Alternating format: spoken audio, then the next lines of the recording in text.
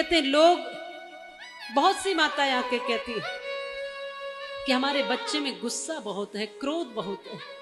क्या ये गुस्सा लेकर पैदा हुआ था? नहीं, तुम में से कोई गुस्सा करता होगा, क्रोध करता होगा, तभी इसमें आया है।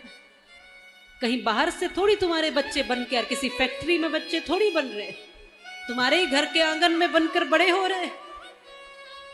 तो जैसे तुम हो वैसे तुम्हारे बच्चे हैं। तो अपने पर ध्यान नहीं देते, कहते हैं बच्चे बिगड़ रहे, कहीं ये देखो हम में तो बिगाड़ नहीं है। अगर माता पिता बिल्कुल सदाचारी, ईमानदार और श्रेष्ठ होंगे, महाराज दशरथ की तरह और कौशल्या की तरह होंगे, तो निश्चित ही आंगन में राम आएंगे ही आएंगे। ये बात सत्य है।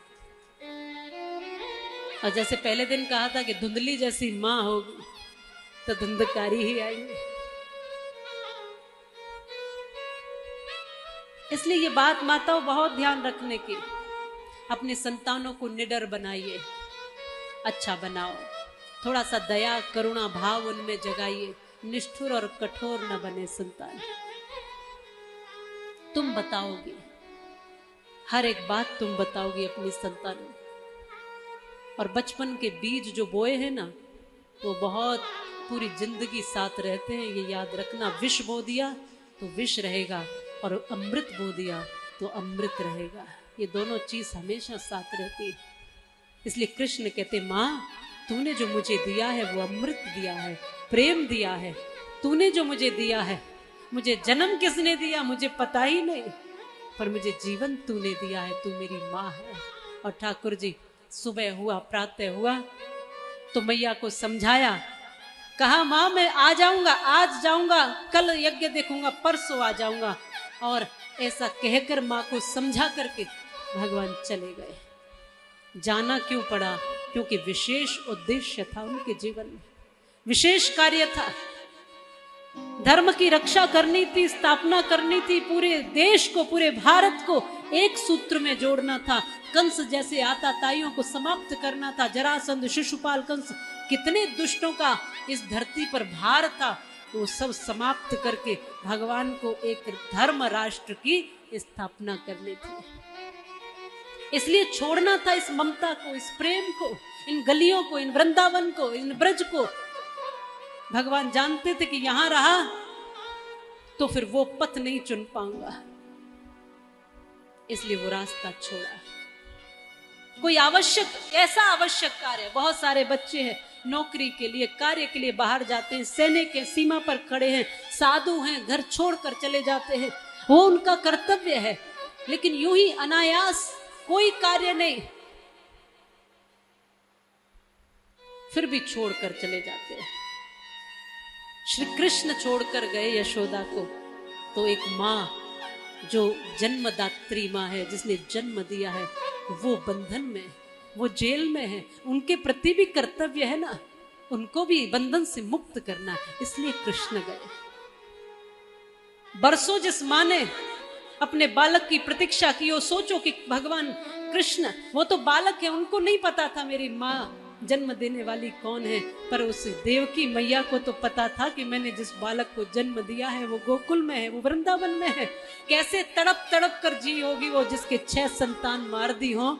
एक उसको लगता था कि एक समाप्त हो गया, लेकिन एक संकर्षण विधि से बलराम जी जो रोहिणी के गर्भ में स्थापित करा दिए, तो उनके पास तो एक भी संतान नहीं थी।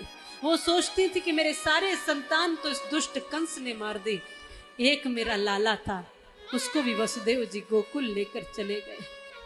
किस तरह प्रतीक्षा की होगी, 8-10 वर्ष सोचकर देखिए, जेल में रह रहकर कितने दुख उठाए होंगे। उस मां के बंधन खोलने जाना है, और श्री कृष्ण आगे बढ़े।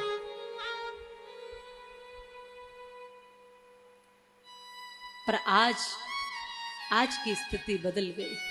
आज जो भी अपने माँ बाप को वृद्धाश्रम छोड़कर जा रहे हैं, उन पर कोई ऐसी वजह नहीं है, कोई ऐसी राष्ट्र की जिम्मेदारी नहीं है, कोई ऐसी धर्म की जिम्मेदारी नहीं है कि वो अपने माँ बाप को वृद्धाश्रम छोड़ें।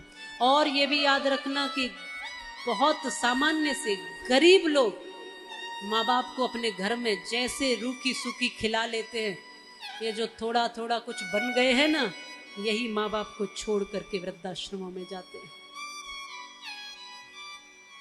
ये जो कुछ बन गए, जगह ही नहीं है आज घर में, जगह नहीं है। क्यों नहीं है? क्योंकि अब ये धन कमा के थोड़ी लाते हैं। पेड़ कितना भी पुराना हो जाए, फल नहीं देगा पर छांव तो देगा।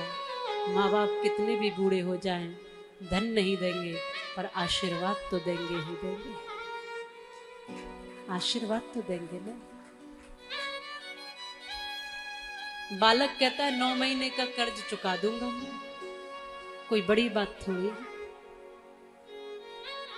आज ऐसी निष्ठुरता आ गई है। आज के बालकों से मैं कहती हूं, थोड़ा अपने कर्तव्य को समझते हुए अपने आप को बनाने का प्रयास करिए। यूं तो आप बहुत कुछ बन जाते हैं। आज देखिए बड़े बड़े पदों पर खूब बन रहे हैं, पर एक अच्छा इंसान न बन पाए तो फिर सब कुछ बनना बेकार है जी।